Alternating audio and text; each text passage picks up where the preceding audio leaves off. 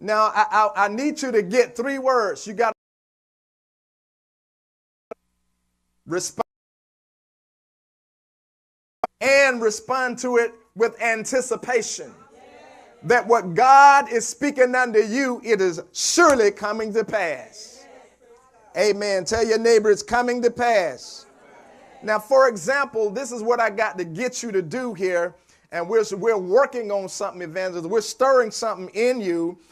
For an example, this is how you got to receive it. In 2 Chronicles chapter 20, verse 20, write it down because I want you to reference this. Now, in this particular story, this is where, Jehoshaphat prayed when the armies of Moab, Ammon, and Mount Seir came against Judah to destroy them. But they began to pray. They got together, they prayed. And as they prayed, the word of the Lord came on Jehaziel the prophet. And he began to tell them, listen, this battle don't even belong to you. It actually belonged to the Lord. Then he prophesies to them and says, I want you to stand still and see the salvation of the Lord. Now, that's a word that the prophet gave. Now, we've been praying all week long, and we're working on something, and the prophetic word burst out. Now, Jehoshaphat, in return, he begins to instruct the children of Judah. And he stood and he said, Hear me, O Judah, and you inhabitants of Jerusalem. Believe the Lord your God, and you shall be established. Today is an establishment. Tell your neighbor, today is an establishment. Believe his prophets, and you shall prosper. So it does matter how you receive a prophetic word. Now, you can sit here and look like you're lost, but I want you to understand, don't sit here and look like you're lost. Open up your heart, get your faith on what God is saying, receive it with joy, and anticipate God moving in your life. Now, what if I told you this time next week, what you've been praying about is about to show up in your life? Would you sit there and look despondent?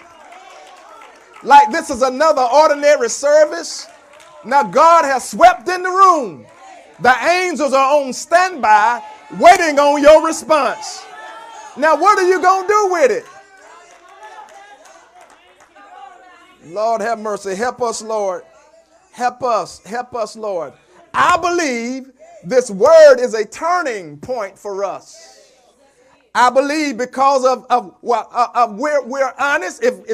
Because if we're honest over the past several years, it's like things have been really, really hard. I know you can help me with this. It seems like when you get a word from the Lord and you're walking in what God's telling you to walk in, and you're having a spiritual warfare on every hand. And the things that you've been doing, it seems like it's been a fight. Just the simple instructions that God has given us has seemed like it's been a fight. Come on, somebody help me here.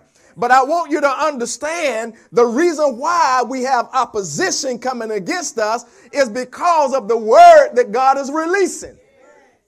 Let me tell you, it's like way back in the early 90s, First Lady can tell you that a woman of God came into the flower shop and said to her, she said, God has land for you and somebody is holding your land.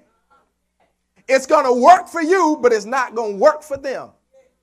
Now we grabbed that word and we held on to that word. Amen. And we would walk around, we would drive around. Lord, where's the land? Where's the property? Where's the land? Where's the property? And God led us to this place. But you don't understand, that's prophecy being fulfilled. Now, when we met Pastor Terry and Pastor Mike, what we realized, they said that very exact thing. We don't belong here. This land is not for us.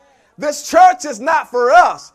Maybe you're the one that God has raised up for this land, for this church, for this property. And they had to deliver this over unto us. So you got to